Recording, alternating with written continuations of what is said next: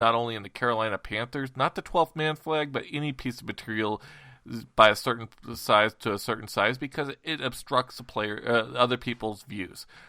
The Seahawks fans, quit feeling so damn entitled. Thank you, Cam Newton, for taking that flag down and tossing it.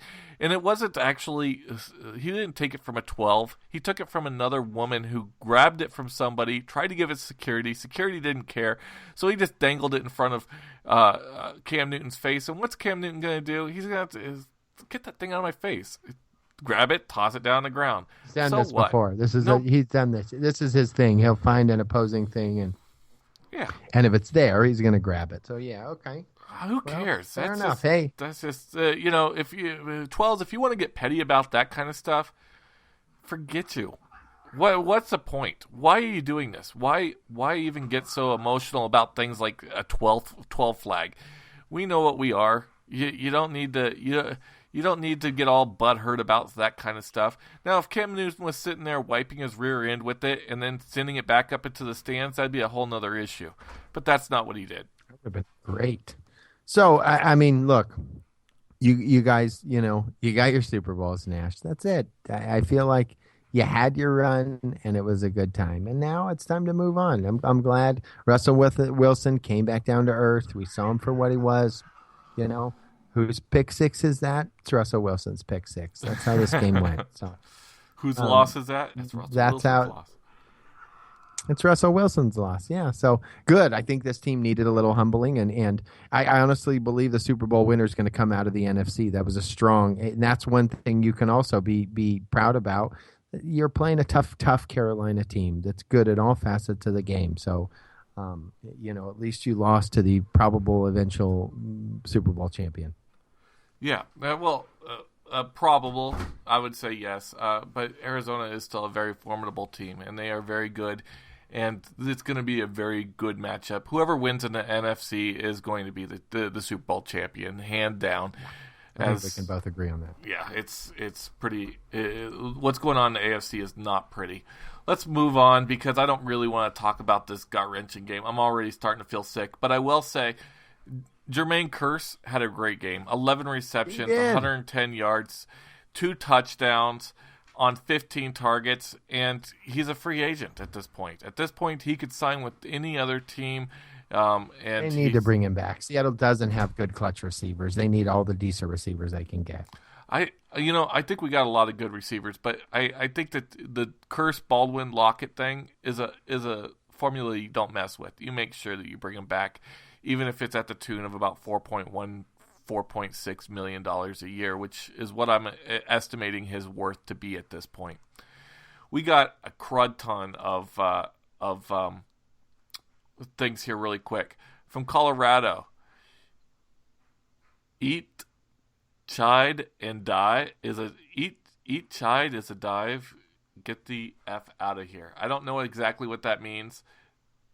So stoned he can't even text. Good call. They Colorado. said chode. Eat chode and die, I guess is what they were saying.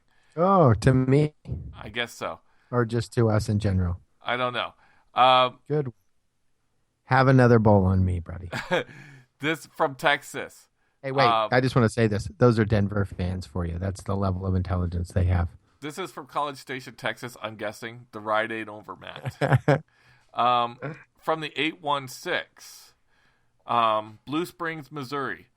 Awesomest isn't a word, and College Station is the worst. Yes, thank you. I don't know. Who said awesomest? I might have said it. You maybe, or I think that College Station guy, maybe he said it. Oh, yeah. Okay. So we got some Texas football going on with our callers. They're going at each other. We like it. We love it. We love to see you guys all fervored and going at it with each other. But two teams that went at it with each other were the Steelers and Broncos. Steelers were able to put a very close game to it, except for Denver just somehow pulled this great pull. Terrible game. It was ugly. Pittsburgh Steelers 16-23. To be completely honest, I had to watch this game on my game plan service with NFL. After the Seahawks game, I was not into watching anybody else play at all. Couldn't do it. It was sickening to me. But Ben Roethlisberger showed up and looked pretty good. I mean, he didn't throw any touchdowns, but he also didn't throw any interceptions. He threw for 339 yards. This fumble. Yeah, story of this team all year. I Yeah. threw for 500 yards and we got, one touchdown. That's what this team was all year without Antonio. Even with Antonio Brown, some games it was like huge, gaudy stats. 7 points. It was like, come on. What are you guys doing? You practice the red zone in practice once in a while. Can Sammy Coates do anything other than a fly route? I mean, we saw him in college do nothing, literally, absolutely nothing but fly routes for Auburn over and over and over and over. And that's all they did with them in this game, too. I don't think the guy knows how to cut or something because he just goes long and throws it up there and he catches the ball. He's good at that one thing, and that's it. For him, he's parlayed literally one route into and probably a decent payday. Yeah, I mean, we saw what he did in that national championship game a couple of years ago. Oh, that was pretty special.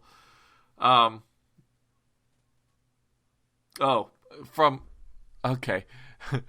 Eat chode equals beast mode. You guys are blank dumb. I only smoke. Well, we'll leave that one alone. Somebody really does not like Matt.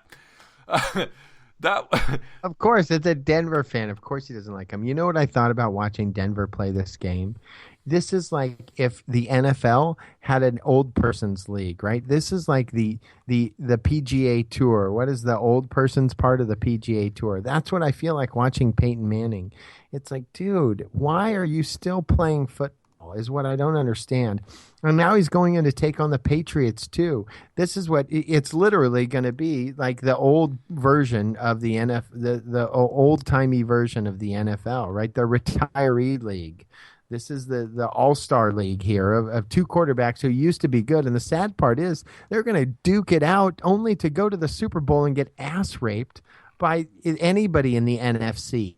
If Seattle would have made it, they would have beaten them. If Green Bay would have made it, they would have beaten them. The fact is, you have two old quarterbacks and beat up teams that aren't going to even hold a flame or a candle to anybody in the NFC. So it's kind of like all this for nothing, just to say you went to a Super Bowl and got beat up.